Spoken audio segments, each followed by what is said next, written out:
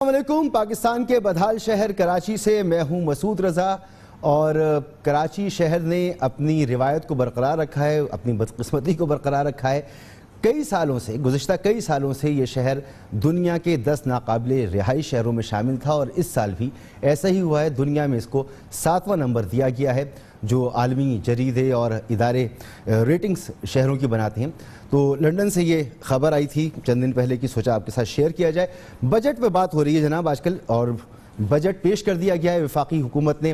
تقریباً 8,500 ارب روپے کا یہ بجٹ ہے، اور اس بجٹ کو جو پیش کیا گیا تو تیسرا سال ہے تحریک انصاف کا، آپ سب جانتے ہیں، اور چوتھے وزیر خزانہ ہیں جنہوں نے یہ بجٹ پیش کیا ہے۔ تو کتنا وزیر خزانہ کا اس پہ انپٹ رہا ہوگا، اور انہوں نے کتنی محنت کی ہوگی اپنے مختصر سے وقت میں، یہ آپ بخوبی اندازہ لگا سکتے ہیں۔ اپوزیشن یہ کہہ رہی ہے کہ وہ حکومت کو ٹف ٹائم دے گی اس بجٹ کو پاس کرانے کے لیے۔ اب مجھے سمجھ میں نہیں آتا کہ ٹف ٹائم کا مطلب کیا ہے۔ عام زندگی میں تو ہم سمجھتے ہیں اگر ٹف ٹائم ملے تو انسان کے پسینے چھوٹ جاتے ہیں، زندگی گزارنا محال ہو جاتی ہے۔ اپوزیشن ٹف ٹائم دے گی، کیا ٹف ٹائم دے گی؟ آج ضرور اس پر ہم بات کریں گے کہ وہ ٹف ٹائم کیا ہوگا۔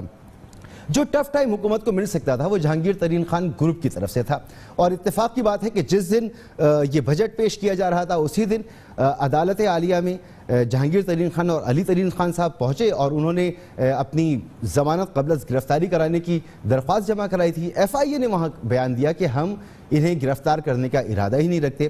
باہر آ کر جہانگیر خان ترین صاحب نے بھی گفتگو کی، اور راجہ ریاض صاحب جو اس گروپ کے اسپوک پرسن ہے، انہوں نے کہا کہ آج انصاف کی فتح ہوئی ہے اور ان کا گروپ بڑا مطمئن ہے۔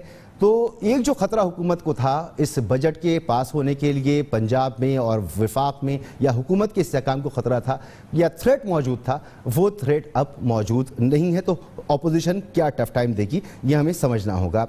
اس کے ساتھ ساتھ جناب تقریباً 5,600 ارب روپے کا جو ٹیکس کا ہدف ہے، انشاءاللہ حکومت وہ ہدف بھی پورا کر لے گی، کیونکہ یہ ٹیکس ہم ضرور ادا کریں گے، اپنا پیٹ کاٹ کے ٹیکس ادا کریں گے، تنخواہ بعد میں لیں گے، ٹیکس ہم پہلے ادا کریں گے۔ اتنا ہی نہیں کریں گے بلکہ جب گروسری خریدیں گے، آٹا، چاول، چینی، بچوں کا دودھ، کپڑے خریدیں گے، بجلی کے بل دیں گے، گیس کے بل دیں گے، پیٹرول خریدیں گے، ہم ہر چیز پر ٹیکس دیں گے، ہم خوشی پر بھی ٹیکس دیں گے، ہم غمی پر بھی ٹیکس دیں گے، ہم دواؤں پر بھی ٹیکس دیں گے، اور حکومت کا یہ ہدف جو ہے اس کو یقینی بنانے کے لیے بھرپور حکومت کا ساتھ دیں گے۔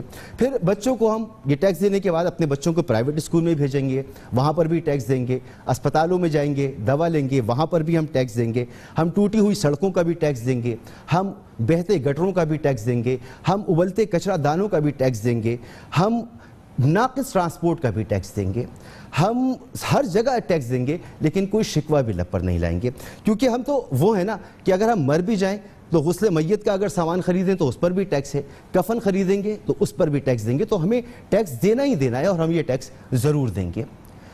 یہ سب کچھ ہوگا، لیکن جو نہیں ہوگا وہ ایک چیز نہیں ہوگی، ہماری کوئی جاگیریں نہیں ہوں گی، ہماری کوئی زمینداریاں نہیں ہوں گی، کیونکہ وہاں ٹیکس نہیں ہوتا۔ پاکستان کا 63% زراعت سے آتا ہے، لیکن وہاں پر مراد دی جاتی ہیں، لیکن وہ کسان، وہ ہاری جو بیچارہ سارا سال فصلوں کو بوتا ہے، زمین سے سونا اگلواتا ہے، وہ بیچارہ جب سے ہم سنتے چلے آ رہے ہیں، جب سے ہم دیکھ رہے ہیں، اس کی حالت تو وہی ہے، اس کی حالت نہیں بدلتی۔ حالت بدلتی ہے جاگیرداروں کی، ان کی حالت بدلتی ہے جن کے پاس ہزاروں لاکھوں مربع زمینیں ہوتی ہیں، ان خاندانوں کی حالتیں بدلتی ہیں۔ انہی کے پاس یہ اختیار ہوتا ہے کہ اگر ان پہ کوئی الزام لگے تو وہ اپنی مرضی کا آفیسر لگوا سکیں، اپنی مرضی کا آفیسر نکلوا سکیں، جہاں چاہیں اپنی تحقیق کرائیں۔ خدا نہ خواستہ کسی سزا میں جیل ہو جائے تو انہی کے پاس یہ اختیار ہوتا ہے، انہی کے پاس یہ قوت ہوتی ہے کہ وہ جیل سے باہر نکلیں، دبئی چلے جائیں، لندن چلے جائیں۔ یہ عام آدمی، ٹیکس دینے والے کو یہ اختیار حاصل نہیں ہوتا، تو یہ کبھی بھی نہیں ہوگا۔ تو بہت مبارک ہو نئے پاکستان کا روایتی پرانا بجٹ۔ مہمانوں کا میں آپ سے تعارف کراؤں۔ اندلیب عباس صاحبہ میرے ساتھ موجود ہیں، تحریک انصاف کی عام رہنمائیں، نفیسہ شاہ صاحبہ سینئر رہنمائیں پاکستان پیپلز پارٹی کی، اور ڈاکٹر سلمان شاہ صاحب سابق وفاقی وزیر خزانہ ہیں، معاشی تجزیہ کار ہیں۔ سر آپ کا بھی بہت بہت شکریہ۔ اس سے پہلے کہ مہمانوں کا سے میں گفتگو شروع کروں، میں نے آج سوچا کہ یہ بجٹ سامنے آ گیا تو عام لوگوں کی رائے بھی لوں۔ تو پاکستان کے تمام بڑے شہروں میں ہمارے نمائندے گئے اور لوگوں سے جانا کہ اس بجٹ پر ان کا رد عمل کیا ہے۔ غریب آدمی کو کیا بجٹ ملنا ہے؟ 20,000 روپے اس کی منیمم تنخواہ کر دی ہے، آپ مجھے 20,000 میں بجٹ بنا کے دکھائیں۔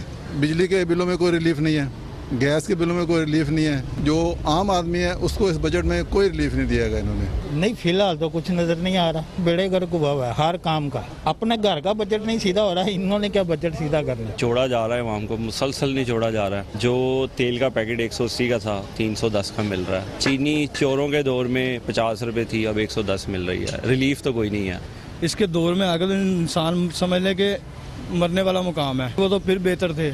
अगर वो 50 रुपए कमाते थे ना तो 25 लगाते भी थे। आवाम उनके दौर में खुश भी थी। कल जो बजट पेश हुआ है उस बजट में आवाम को कोई रिलीफ नहीं मिला, और जितना भी बजट कल उन्होंने पेश किया सिर्फ उसमें सिर्फ घी सस्ता हुआ है, उसके अलावा उसमें कोई ऐसी चीज़ जो नहीं है तो उसमें सस्ती हुई हो। बड़ी उम्मीदें थी हमें पाकिस्तान के वज़ीर आज़म से कि पाकिस्तान की गरीब आवाम के लिए बहुत कुछ अच्छा सोचा जाएगा, लेकिन अफसोस कोई पॉजिटिव बात अभी तक नज़र नहीं आई बजाय टैक्सों के। इस हुकूमत से हमें बड़ी उम्मीद थी कि इस बजट में आने वाली गरीबों के लिए कुछ अच्छा सोचा हो जाएगा। पिछले सालों की तरह जो है ना इस बजट में जो है ना फिर भी गरीबों के लिए कुछ भी नहीं कुछ कहे। क्या बजट पेश हुआ है? इतनी महंगाई हो गई कि वो बजट का कोई पता ही नहीं चल रहा बजट कहाँ पे है। हर चीज़ महंगी है, कुछ खाने पीने को गरीब आदमी क्या करेगा?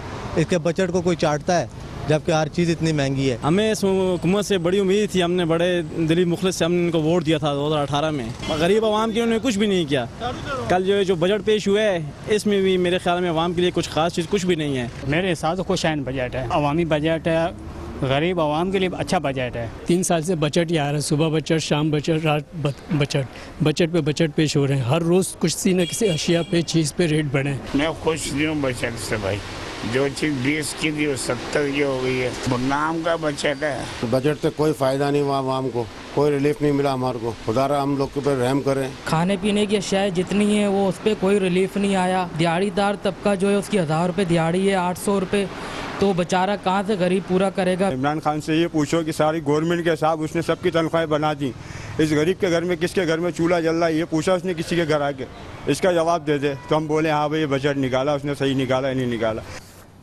ईमानदारी के साथ वो राय जो पूरे पाकिस्तान में मुख्तलिफ शहरों से लोगों की हमारे पास आई, हमने आप तक पहुंचा दी। यही राय आई थी और यही पहुंचा दी है आपके सामने। अंदरिया अब्बास साहिबा, ये लोगों की राय है। मैंने भी इब्तिदा में बात की। मुझे लगता है कि बजट में लोगों की तनख्वाह बढ़ा देना 10%, 20% या इसका दावा करना या 25% का दावा करना, इससे लोगों के मसाइल हल नहीं होते। लोगों के मसाइल हल होते हैं हुकूमत पर एतबार करने से, एतमाद करने से। उनका एतमाद होना चाहिए।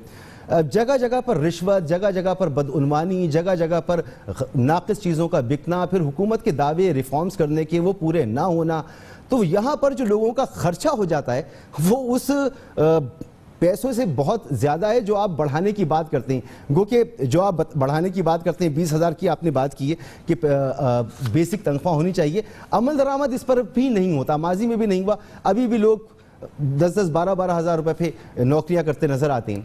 तो अमल दरामद नहीं होता, रेट नहीं होती, मिसमैनेजमेंट होती है, गवर्नेंस का फुकदान है। ये असल मसाइल हैं कि अवाम एतमाद नहीं करते, चाहे बजट हो या किसी बात पर। जी दिलीप साहिबा। जी शुक्रिया मसूद। सबसे पहली बात तो यह है कि बजट तो अभी आया, बिल्कुल एक जिसको कहते हैं बहरान से सारी दुनिया गुजरी। एक साल बहुत मुश्किल रहा और आपको अभी भी पता है कि बजट से पहले भी और ये भी दुनिया के अंदर हम कोई जजीरे पे तो रहते नहीं हैं। सारी दुनिया में कोविड आया और सारी दुनिया में आपको ये भी पता है कि सारी दुनिया में प्राइसेस ऊपर गई हैं। पाकिस्तान में इनफैक्ट सबसे कम हमने प्राइसेस की। आपको पता है तेल की कीमत 178% बढ़ी, हमने सिर्फ 45% बढ़ाई।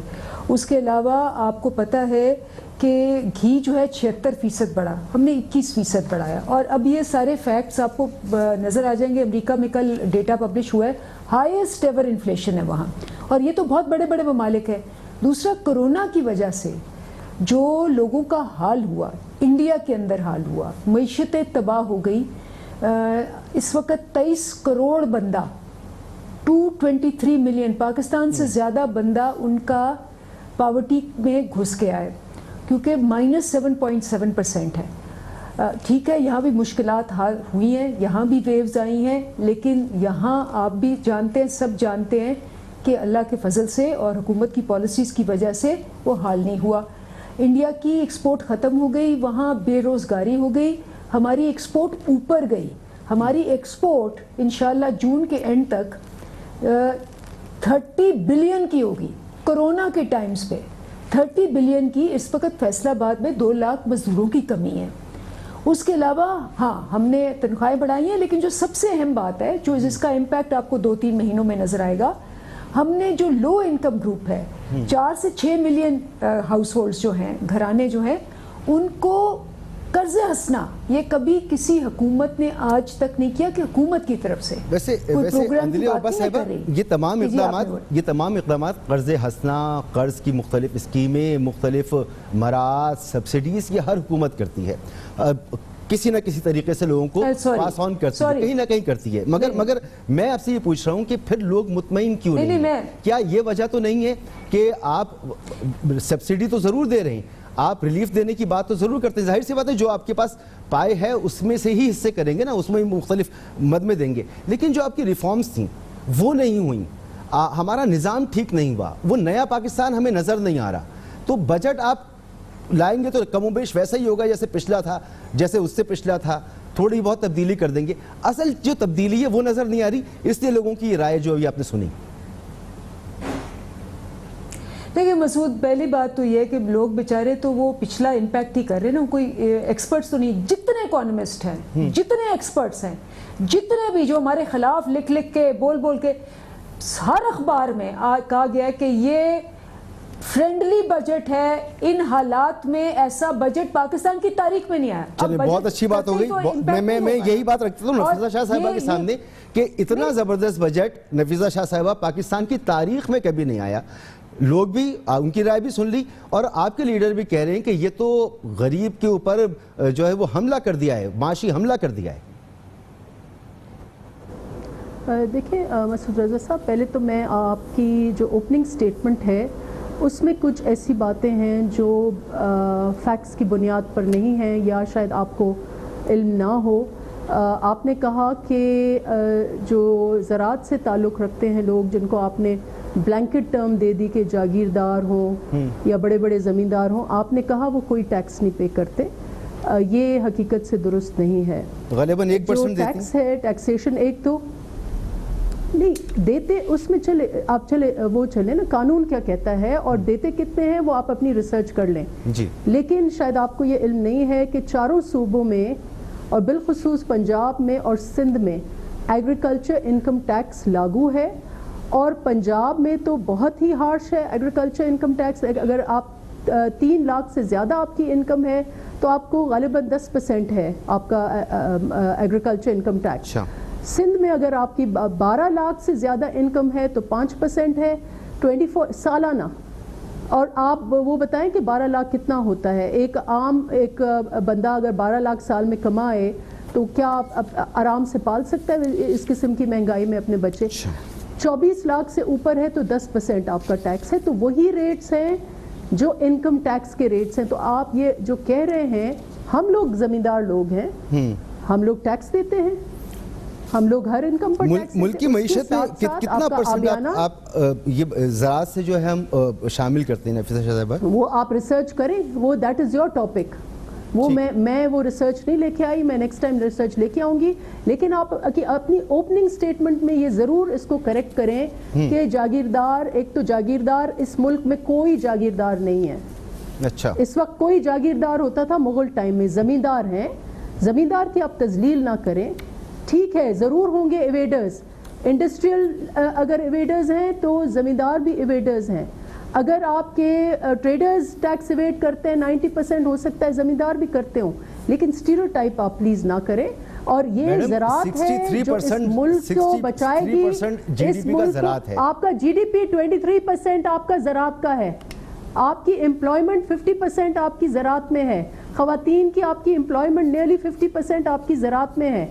آپ زراعت کو انکریج نہیں کریں گے تو ملک آگے نہیں چلے گا. جی بالکل انکریج کرنے کی ضرورت ہے, اور ہر حکومت ابھی آج 3 سال کے بعد شوکت ترین کو ہر حکومت مراعات دیتی ہے. اس دیکھیں مراعات آپ کی ٹیکسٹائل سیکٹر کو مراعات نہیں ملے, آپ نے کبھی نہیں ذکر کیا. ہر دفعہ آپ کو کراچی, خاص کر کے کراچی کے لوگوں کے, مجھے گلہ ہے صرف آپ کو جاگیردار یاد ہوتا ہے سندھ کا, سندھ کے کیا ملک ہے, اور ساری گلہ جاگیردار. آپ مراعات کس سیکٹر کو نہیں ملتے؟ ہر سیکٹر کو ملتے ہیں. یہ آپ ریسرچ کریں, لیکن ٹو سے کہ جاگیردار ٹیکس نہیں دیتا, نہ کوئی اس ملک میں کوئی جاگیردار نہیں ہے. مجھے ایک جاگیر دکھا دیں, ایک جاگیر, نوٹیفائڈ جاگیر دکھا دیں آپ اس ملک میں. There is no جاگیر in this country. زمیندارز ہیں, بڑے زمیندارز ہیں, ضرور ٹیکس ایویڈرز ہیں, جتنے اس سیکٹر میں ہیں اتنے ہی آپ کے انڈسٹریل سیکٹر میں بھی ہوں گے, شاید زیادہ ایگزمپشنز ہوں گی. آپ پچھلے ایک سال میں دیکھیں کتنی ایگزمپشنز کنسٹرکشن سیکٹر کو ملی, کتنی ایگزمپشنز ریل اسٹیٹ کو ملی, کتنی ایگزمپشنز ٹریڈرز کو ملی, کتنی ایگزمپشنز آپ کے جن لوگوں نے باہر جائیدادیں بنائی ہیں, باہر جائیدادیں بنی, کتنوں کو ایگزمپشنز ملی, اور آپ کے فارمرز کو, کال دیم فارمرز, اور یہ پیٹریوٹک ہیں. چلیں اگر آپ بتا رہی ہیں کہ وہ جائز حصہ ہے جو آ رہا ہے, میں ابھی سلمان شاہ صاحب سے بھی پوچھ لوں گا, یہ میرے سوال کا جواب دے دیں کہ یہ نہیں, اور مجھے بجٹ کا میں سوال آپ کا جواب دیتی ہوں. دیکھیں بجٹ جو ہے اس وقت یہ ایک ڈزنی لینڈ بجٹ ہے, یہ ایک فیری لینڈ بجٹ ہے, کیونکہ اس میں بہت سارے سہانے سبز یہ باغات اور بہت نہریں بہہ رہی ہیں شہد کی اور دودھ کی, ٹھیک ہے. لیکن ریئلسٹک کویسچنز یہ ہیں جو شاید سلمان شاہ صاحب مجھے بتائیں گے, وہ یہ ہے کہ آئی ایم ایف کے ساتھ آپ کی اگریمنٹ کیا ہے. آپ کہتے ہیں اب اسٹیبلائزیشن سے ہم انکلوسیو اور سسٹینیبل گروتھ کی طرف جائیں گے, تو پھر آپ کا آئی ایم ایف پروگرام آپ کیوں کر رہے ہیں جب آپ گروتھ کی طرف جا رہے ہیں, وچ مینز آپ کا اسٹیبلائزیشن چلے گا. اسٹیبلائزیشن چلے گا تو آپ کی پرائسز پر ضرور کچھ نہ کچھ کنڈیشنالٹیز ہوں گی. فار انسٹنس آپ کی ہو سکتا ہے وہ سبسڈیز ہٹا لیں, ہو سکتا ہے بجلی کی قیمتیں بڑھا دیں, ہو سکتا ہے تیل کی قیمتیں بڑھوا دیں, تو پھر آپ کے اس سے مہنگائی آپ کی بڑھے گی. تو یہ دوسرا سوال یہ ہے کہ جو انکم دکھا رہے ہیں یہ وہ بہت ہی انریلسٹک ہے. جب آپ کہہ رہے ہیں ٹیکسز نہیں ہیں, جب آپ کہہ رہے ہیں کہ ود ہولڈنگ ٹیکسز ہم نے 40% کم کر دیے, تو پھر 5.5 جو ہے آپ کے ٹریلین کیسے آپ کے ٹیکسز ریسیویبل ہو رہے ہیں. تو بہت سارے اننونز ہیں, اور اس میں آپ نے پوری ایک شاپنگ لسٹ ڈال دی ہے کہ فلاں کے کو اتنے پیسے ملیں گے, اس کو اتنے, اور دوسرا فائنل پوائنٹ یہ ہے کہ ایک بار پھر انڈائریکٹ ٹیکسز آپ نے اس کی آپ نے بھرمار کی ہوئی ہے. انڈائریکٹ ٹیکسز, وہ آپ کا سٹیٹمنٹ بالکل صحیح تھا کہ آپ ہی لوگ ہیں, ہم ہی لوگ ہیں, اور غریب ہے جو ہر چیز جب خریدے گا تو اس کو ایک انڈائریکٹ ٹیکس دینا پڑے گا, ٹھیک ہے, وہ ملے گا. میں سلمان شاہ صاحب سے بھی پوچھ لوں اس پر. انڈائریکٹ ٹیکسز ہیں, so it can not be inclusive and neither is it sustainable. ٹھیک ہے. سلمان شاہ صاحب, حکومت تو ہمیشہ کہتی ہے بجٹ بہت اچھا ہے, اور اپوزیشن ہمیشہ کہتی ہے بجٹ بہت برا ہے.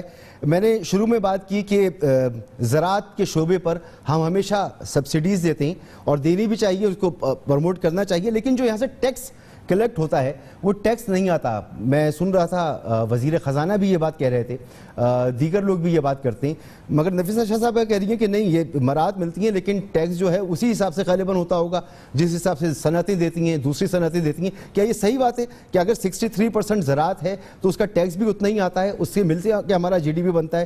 دوسرا یہ کہ یہ آئی ایم ایف کے ساتھ جب ہمارا معاہدہ ہے, نفیسہ شاہ صاحبہ پوچھ رہی ہیں کہ تو پھر ہم گروتھ کی طرف کیسے جائیں گے, ذرا اس کی بھی وضاحت کیجیے گا. ڈزنی لینڈ بجٹ اس کو کہہ رہی ہیں نفیسہ شاہ صاحبہ. یہ ساری بحث سنی ہے. ایک چیز تو ہے کہ اس سال خاصی پازیٹیو خبریں بھی ہیں. ہم پچھلے 2 سال ایک بڑے مشکل ٹائم سے گزر کے آئے ہیں. آپ کو پتہ ہے 2018 میں ہم ایک بینکرپسی کے دانے پہ تھے, اور روزانہ ہمارا جو ڈالرز میں خسارہ تھا وہ $100 ملین کا ہر روز تھا, اور 1-2 مہینے سے زیادہ کے ریزروز نہیں تھے, اور ریزروز ختم ہو رہے تھے.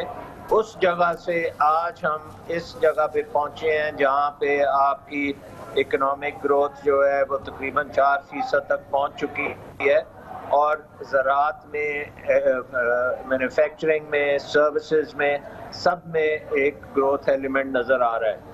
دوسری بات یہ ہے کہ انویسٹمنٹ کلائمیٹ بہت بہتر ہو رہا ہے, اور ہر طرف سے آپ کو انویسٹمنٹ پوائنٹ آف ویو سے اچھی خبریں آ رہی ہیں. ابھی پچھلے کل پرسوں ہی JP Morgan نے اپنے گلوبل جو ان کا ہے انفارمیشن میں کہا ہے کہ پاکستان جو ہے ایک بڑی اچھی انویسٹمنٹ ڈیسٹینیشن ہے.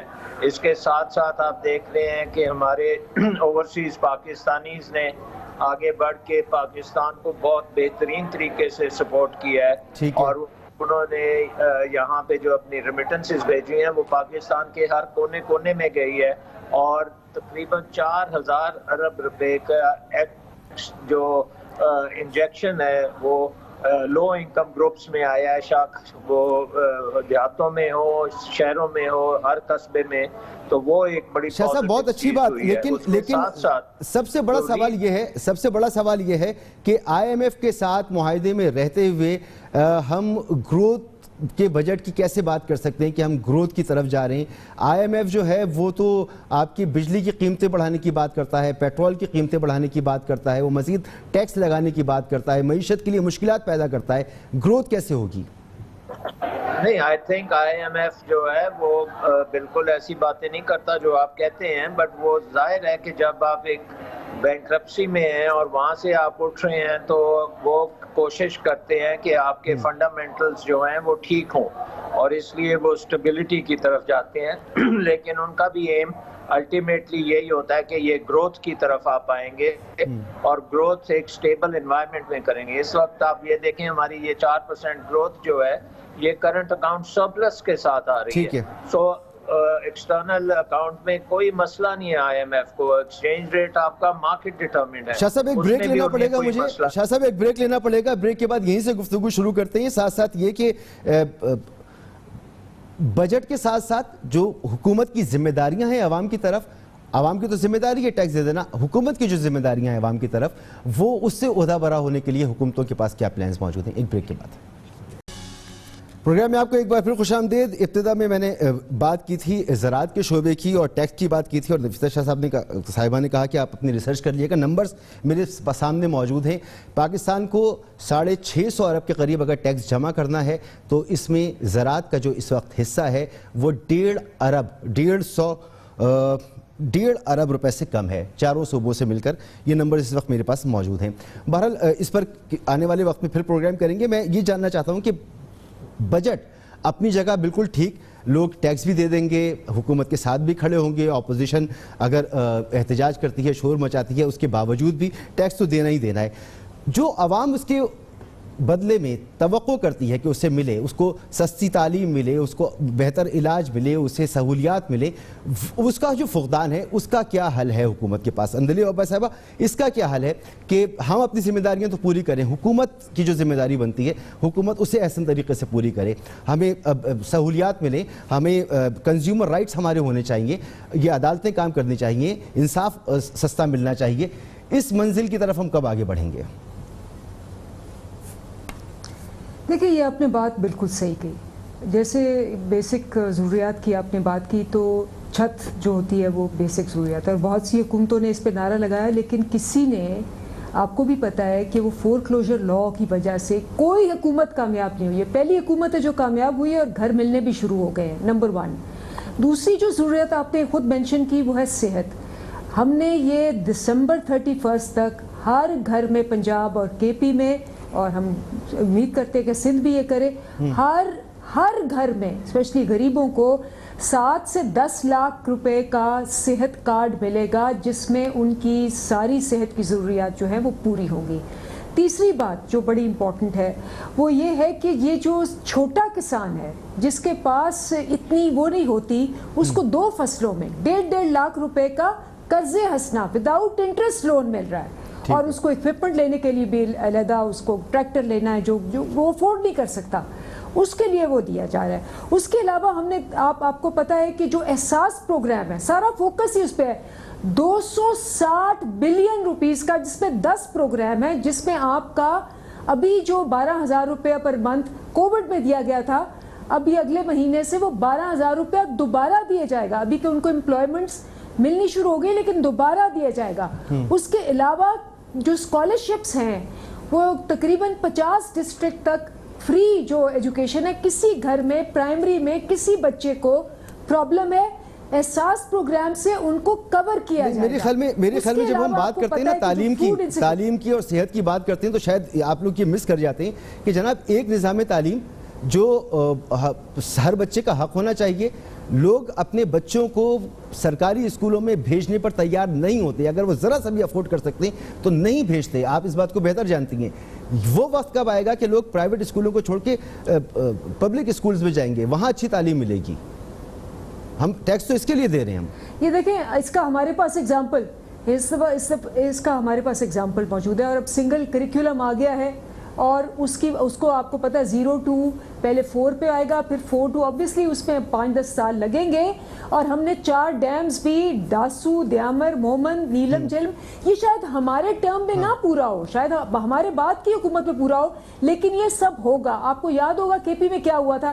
केपी में हम शुरू हुए थे तालीम के निज़ाम को चेंज करने के लिए। अगर आप कह रही हैं कि ये एक स्टेप ले लिया है आपने, और चौथे साल आप कह रही हैं ये स्टेप आपने ले लिया है, तो नफीसा शाह साहिबा क्या अगर हम यही एक म्यार रख लें कि सिंगल निज़ाम तालीम इसका बुनियाद रख दी गई है, क्या इस पे वाकई सब मुत्तफिक हो गए? सिंध भी इस पे मुत्तफिक है और ये जो नफीसा शाह साहिबा कह रही हैं कि आने वाले 10-15 सालों में ये सिलसिला बेहतर हो जाएगा, कम से कम तालीम की हद तक हम बेहतरी की तरफ आ जाएंगे।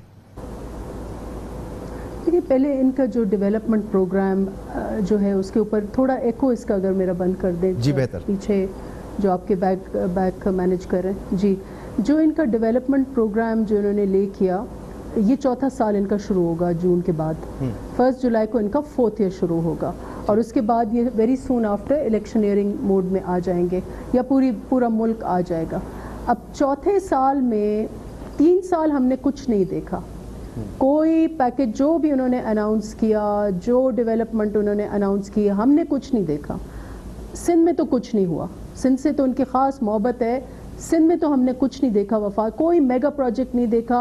वो जो मोटरवे बेचारा रुका हुआ है, सक्खर पर फ्रोज़न है, तो उसमें भी एक ईंट नहीं लगी कि आप जो सबसे आपको बड़ा दर्द है कराची का, हम सबको कराची का दर्द है, it's a port city and industrial hub, तो उस मोटरवे को खुदा के वास्ते कराची तक तो पहुँचाएँ।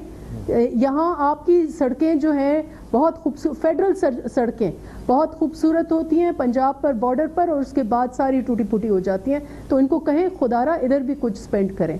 और जो इन्होंने चौथे साल जो उन्होंने प्रोग्राम इनका जब सुना तो उसमें बात ये थी, शौकत तरीन साहब के हर लफ्ज़ में था हम ये करेंगे, हम वो करेंगे, हम ये देंगे, हम वो देंगे। तो आपने अब तक किया क्या है? और जो कुछ किया है, जो बीबी बात कर रही हैं, पिछले दिनों खान साहब गए खैबर पख्तूनख्वा और उन्होंने चाबियां दी। हम बड़े खुश हुए कि ये कोई नया पाकिस्तान हाउसिंग प्रोजेक्ट है। पता चला 10 साल पहले जो पीपल्स पार्टी ने 2000 फ्लैट्स बनवाए थे, वो जब थोड़ा टाइम लगा, उनकी चाबियां देकर जरा मुझे ये बता दीजिए ना कि ये टफ टाइम का मतलब क्या है? ये जो टफ टाइम देने की बात कर रहे हैं बिलावल साहब, ये टफ टाइम क्या है? देखिए, टफ टाइम वो है जो इनको सेनेट में हमने भगाया था, वो टफ टाइम है। जो एक वोट, ये इनको हमें दुआएं देनी चाहिए कि खान साहब, जिनको बिल्कुल टाइम नहीं है कि अपने मेंबर्स जो उनके वोटर्स हैं, खान साहब बहैसियत प्राइम मिनिस्टर ने वोट अपने मेंबरान से लिया है, तो उन वोटर्स को वो याद ही नहीं थे। ये सेनेट के इलेक्शंस में इतना भगाया उनको कि वो असेंबली में 6-6 घंटे 8-8 घंटे बैठकर एक बंदे को उन्होंने हियरिंग दी। ये टफ टाइम है। We made him accountable to his voters. और अभी भी हम उनको भगाएं, कट मोशंस देंगे। हमने अभी ये जो मैं इधर बात कर रही हूँ, इनके जो फिगर्स हैं, इनके जो बजट जो उन्होंने बनाया, जैसे मैंने कहा it's a Disneyland budget because it's very unrealistic. इनको बेनकाब करेंगे। ये टफ टाइम ही तो है कि लोगों को इनकी असलियत को हम बेनकाब करें। अच्छा, एक ब्रेक की तरफ में जाना है। ब्रेक के बाद सलमान शाह साहब, ये जो अपोजिशन कह रही है कि हम टफ टाइम देंगे, क्या किसी भी तरह का कोई खतरा मौजूद है कि बजट पास ना हो? मुझे तो लगता है बजट तो पास हो जाएगा, तो इनके टफ टाइम से बेहतरी की गुंजाइश है? बेहतरी, और सबसे बुनियादी बात तो ये कि टफ टाइम इन्हें देना क्यों पड़ रहा है? इन्हें बैठकर आप लोग सुन क्यों नहीं लेते और बजट तैयारी में अपोजिशन का इनपुट क्यों नहीं ले लेते? एक ब्रेक के बाद प्रोग्राम में आपको एक बार फिर खुशामदीद। डॉक्टर सलमान शाह साहब, आप एक तवील अरसे से इस सिस्टम का हिस्सा हैं, खुद वज़ीर ख़जाना भी रहे, और मैं जानता हूं कि पंजाब के बजट में भी आपका ज़बरदस्त इनपुट मौजूद है। सर, ये اپوزیشن کا پورا زور ہے کہ حکومت نے غلط بجٹ پیش کیا, جھوٹ بولا. حکومت کہہ رہی ہے بہترین بجٹ پیش کیا. ایسا ہم کب دیکھیں گے کہ ایک ہی ایوان میں بیٹھ کر دونوں سائیڈز یعنی حکومت اور اپوزیشن مل کر بجٹ بنائیں, سکون سے تقریر سنیں, عوام کی بھی سمجھ میں آئے, متفق ہوں ایک دوسرے کی باتوں پر, اور اس طرح ترقی کی راہ کھلے سامنے نظر آئے کہ ایک سیریس کام ہو رہا ہے. شاہ صاحب ایسا کب ہو سکے گا؟ آپ ایک طویل عرصے سے اس سیٹ اپ کا حصہ ہیں. دیکھیں یہ تو ہمارا سسٹم ہے نا. اب یہ اس بجٹ کو آپ دیکھ لیں, میں نے 10-12 سال میں اس طرح کا ٹرانسفارمیشنل اور جو بجٹ ہے جو ری الائنمنٹ کر رہا ہے, پروڈکشن کے انسینٹیوز دے رہا ہے, انویسٹمنٹ کے انسینٹیوز دے رہا ہے, کمپیٹیٹیونیس کے انسینٹیوز دے رہا ہے, ایف بی آر کی ریفارمز کی بات کر رہا ہے, لو کاسٹ ہاؤسنگ کی بات کر رہا ہے, اور جو لوگ آپ کے سوشل پروٹیکشن جو جن کو ضرورت ہے اس کی بات کر رہا ہے. تو دس از واٹ از نیڈڈ. ٹھیک, تو یہ تو سب ٹھیک ہے, مگر میرا بنیادی سوال یہی ہے کہ ہم دیکھنا چاہتے ہیں کہ حکومت اور اپوزیشن اس اہم معاملے پر ایک پیج پر ہوں. ہم جاننا چاہتے ہیں کہ ہم دیکھ سکیں کہ کب تک. اندیل ابا صاحب آپ بتائیے گا, آپ ایوان کے اندر بیٹھتی ہیں, یہ کیسے ممکن ہو سکے گا کہ کم از کم اس چیز پر تو اتفاق ہو جائے جو پاکستان کا سب سے سیریس معاملہ ہے, معیشت.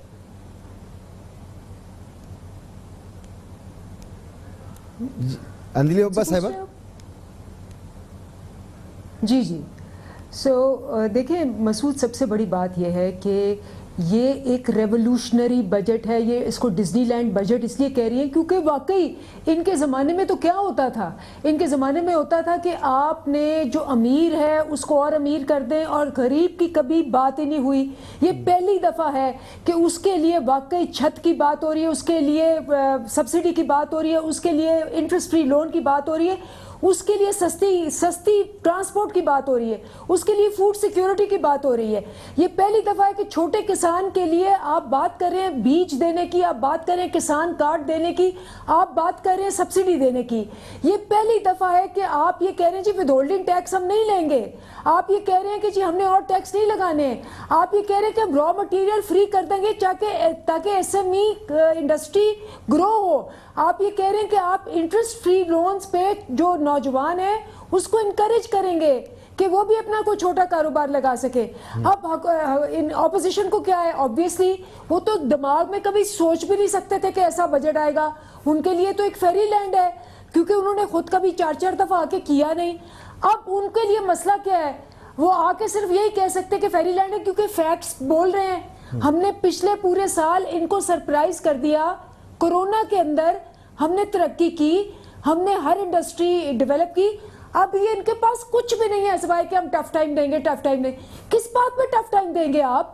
ہم نے انڈسٹری گرو کی 9%, ہم نے سروسز گرو کی 4.5%, ہم نے ایکسپورٹس 30 بلین پہ لا کے کھڑی کر دی, ہم نے اپنی گروتھ جو ہے وہ 4% کر لی ہے. ہمارے متعلق فوربس لکھ رہا ہے, ہمارے متعلق جے پی مارگن لکھ رہا ہے. ابا صاحبہ آپ کا بہت بہت شکریہ. ڈاکٹر سلمان شاہ صاحب آپ کا بہت شکریہ. نفیسہ شاہ صاحبہ ہمارے ساتھ موجود تھی, آپ کا بہت بہت شکریہ. اور حکومت کہہ رہی ہے بڑا زبردست بجٹ ہے, ہوگا بھی, لیکن سوال پھر وہی ہے, کیا تعلیم, صحت, انصاف یہ لوگوں کو ملنا شروع ہو جائے گا, انصاف کا معاشرہ قائم ہو جائے گا اس بجٹ کے بعد؟ اجازت دیجیے, اللہ حافظ.